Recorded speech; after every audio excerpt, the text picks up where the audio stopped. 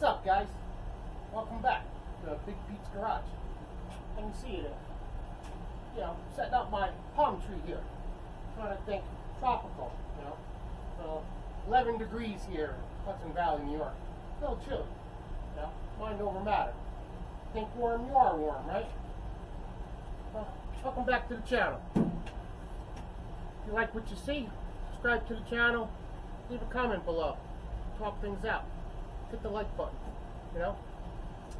Last video, we were working on the overhead console. We'll finish that up today. We'll get into that. And never really showed you what I was working on. So I'll give you an overview of this XJ, this shitbox named Bubba. And maybe we'll get into some of the electrical system on this. I really did a big job on updating the aftermarket electrical system. We'll get into that too. So stay tuned. We'll get into it. Let's get at it. Alright, so here it is. I picked up this 98 Jeep Cherokee XJ. She was pretty cut up. Somebody made it into a trail rig, strictly trail rig, so now I'm trying to put it back together as a trail rig slash roadworthy vehicle. It's got a 5.5 inch lift on it. It's got a bunch of off-road components underneath. It's got a long arm kit.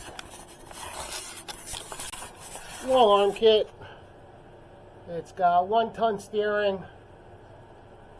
The front diff is completely wiped out. Front drive shaft's not even there. So that's going to be a future video. Riding on 33s right now. I got 35s for it. That'll be another video. It's got rock rails. They're kind of old and rusted. We'll be working on that too. You saw one of the videos I did those patch panels. It's got upgraded springs in the back, spring relocation kits. It's got, it doesn't have a frame, so it's got the strengtheners.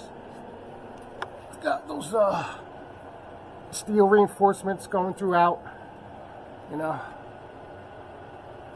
Pretty nice. Well, like I said, it's been chopped up. Interiors, I ripped the interior out, painting everything. Not going to be putting a carpet in it. It'll be fun when it's done. We'll do some work to the bumper in the back. I'm going to extend the sides on them. So if I come off a ledge, it'll protect the quarters. You know, maybe a tire carrier. We'll see.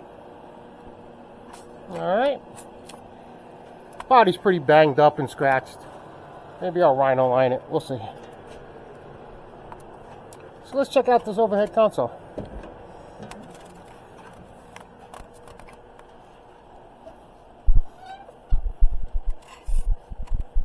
Lighting sucks, huh?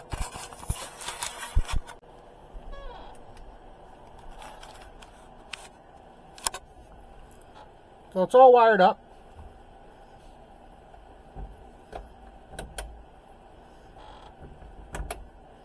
Got the switches to work.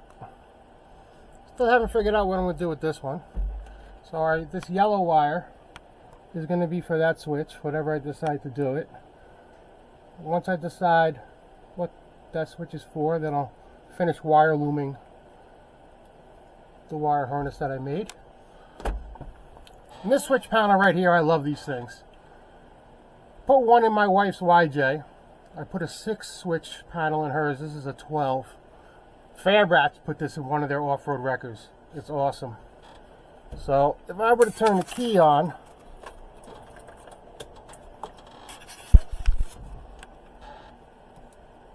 they're all backlit. You can see that right there. And then you could dim it whatever level you want. And then it tells you what switch is on. And then you could program it. Instead of staying on, it could be monetarily on. Is that the right word I'm using? Be like a horn button. It'll go off as soon as you let go of the switch. or you can then program it to act like a strobe panel. You could strobe all your lights. It's really nice. And it's literally only one wire. It is only one wire for this one panel, and it can operate 12 separate lights or horns or anything else. I think it's up to 30 amp per switch. Want to see my shifter? Nice. And then I changed my dashboard to be an American flag. Alright, so then let's take a look under the hood. I'll show you the other side of this switch panel. Amazing switch panel. I recommend it to anybody. I think I bought this one on Black Friday. Under 200 bucks. It was amazing. Let me show you under the... Alright, under the hood. I have done a ton of work under here. Well, let's focus on the electrical stuff that I've done. Alright, so that switch panel comes over to here, comes out of the firewall. I drilled a nice big hole over here in the corner.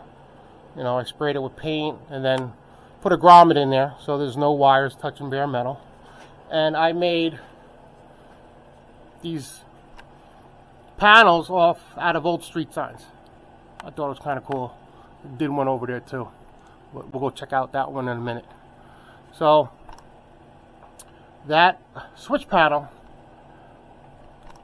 has this control box, which is sweet. So that switch panel has 12 switches, right? Comes already fused, 12 fuses. All you got to do is hook up a hot wire, positive, a ground, and a 12 volt from the ignition, key on. Right, so when you turn the key off, all those lights go off.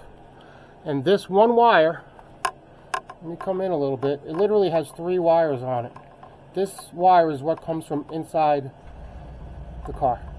3 wires come from that switch panel. 12 switches send signals through 3 wires. I don't understand it.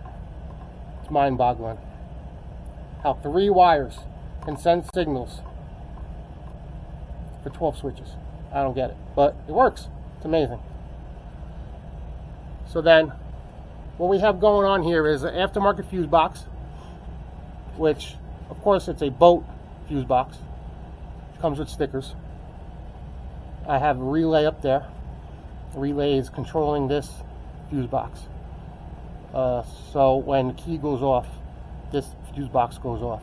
So battery power comes in, but the relay will tell this to go off when the key goes off. All right, and then we have fuse distribution blocks down here. This distribution block here is key on distribution block, and this is a ground distribution block. Help keep wires clean and everything. Nice clean setup. And then all of this gets power from the other side. And oh, my auga horn, auga, auga. All right, so all my power wires, all wire loomed, heavy gauge, goes across the back of the engine bay and come over to this other side. This is all the heavy gauge stuff over here. So if we start at the battery, I have a larger battery than what normally fits. Right, so if anybody knows XJs, this is a 98. Air conditioning is supposed to be over here. You would have all your AC condenser and evaporator and all that good stuff over here. The old owner had literally cut everything out of this area because normally it would be full. And up here is your alternator. This would normally be your AC compressor on every XJ they ever made. Well, and the alternator would be down low on the serpentine belt system. Since the other owner cut everything out, he had moved the alternator up to the top. I think there's a kit you could buy. So if you ever go through deep water, the alternator doesn't get flooded with water and short out. So now that the alternator is above flood stage, you're good to go through deep water. So the battery is bigger, more cold cranking amps, more capacity. We got a heavy gauge wire coming off of the battery. Goes all the way over and down to this heavy gauge distribution block. From there, we got heavy gauge wire coming up to a 300 amp circuit breaker that you can literally on and off the flip of a switch in case anything happens. That there goes out and feeds the front winch. Now I've been looking around at different blogs and stuff about winches, and there are people out there that swear to God that you're not supposed to put anything in between the winch and the battery. You're supposed to wire the winch directly to the battery. I don't believe that. I don't know. That doesn't seem safe to me. If something goes wrong and you got to fumble around to look for wire cutters or a ratchet or a wrench or something to disconnect your wire, I don't think so. If anything happens to me and that winch gets stuck, that electric motor gets stuck and doesn't shut off, I can just come over here and I can literally just go boop, and that cuts the power to that winch. I'm a firm believer that anything electrical needs to be either a circuit breaker or a fuse. I don't know. Let me know what you guys think. Leave it down below in the comment. So that would be for the front winch. This one right here is a 200 amp circuit breaker. Push of a button, shuts everything down. That feeds that panel over there that controls the switch panel that we saw on the overhead console. And now we have a third one that's 100 amp. This is going to be a future stereo install. Stay tuned for that. We're going to have a little boom box in the back. Stay tuned for that. So there you go. Oh, and the negative. The negative, instead of having, people usually just take a screw and they screw it into anything and put a ground wire. That's retarded. So for all this heavy stuff, I got a ground lug, they call it. All my heavy stuff here goes right into a ground lug. I literally have ground wires running all the way over, all connected together, comes back to a ground lug. And that ground lug is connected directly to the battery. I have solid grounds. I guess because from working on boats and stuff that there is no grounding. My grounding comes directly back to my battery. There's no grounding in, especially because a lot of the stuff is rusted too. I have 4 fans moving air through this radiator. So right there alone, I wanted to make sure my electrical system was up. You know, and I'm looking into high amp alternator. That's coming next. That's big buku money. So we're looking into that next.